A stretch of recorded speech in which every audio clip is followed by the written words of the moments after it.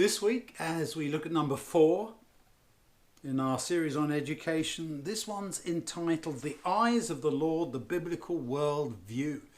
And what that's suggesting, even in the title, is that our worldview should be biblical, looking at things in the same way that God does, through the eyes of the Lord.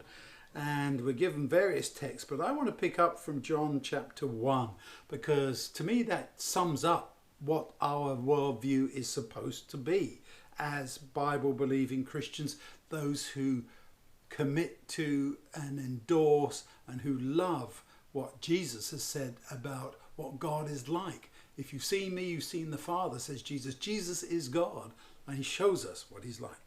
In the beginning, the Word already was. The Word was with God, and the Word was God. In the beginning, he was with God. Everything came into being through him. Nothing came into being without him. In him was the light of life, the light that was the light of everyone. The light shines in the darkness, and the darkness has not extinguished it. And then it goes on to talk about John and the coming of Jesus. Verse 9, the true light was coming into the world to give light to everyone. Giving light, that's education. It's talking about how we see things. He was in the world, and though the world was made through him, the world didn't know who he was, and so on.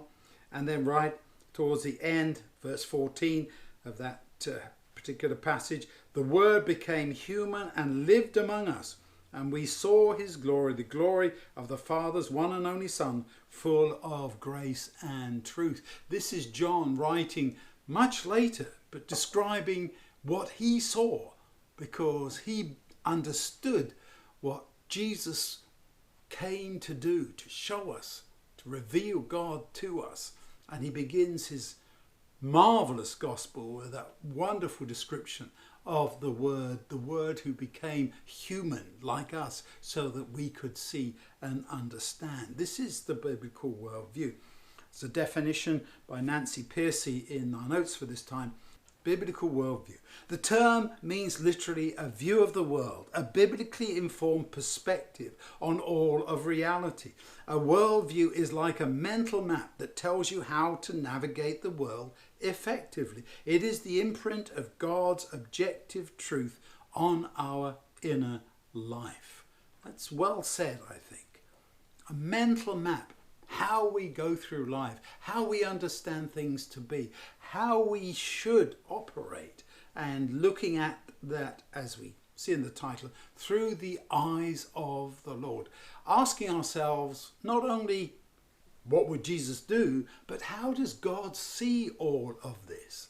How does he view it? And that's why reading the Bible is so important. I urge you to pick up either your phone, where you can read on YouVersion or My Bible or whatever app what God has said, or if you're old school like me, you pick up a printed copy, but read it.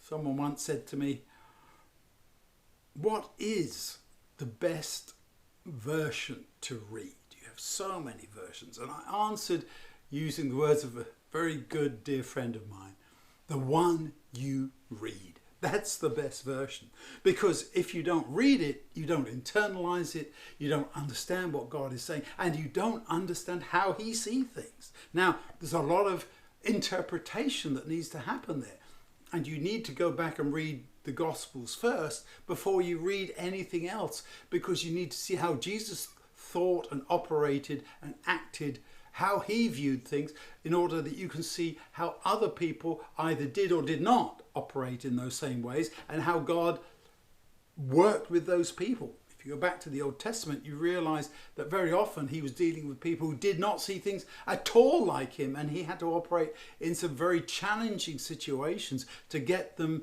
at least a little further down the road, do you see? So as we think of looking at things with a biblical worldview, reading your Bible, understanding it, this is how we, through this lens, understand what the world is and how we learn. This is education. Education can be in many forms, and we learn about truth in many, many different ways, but it has to be through that lens of understanding how God views things so that we can see things in the right way.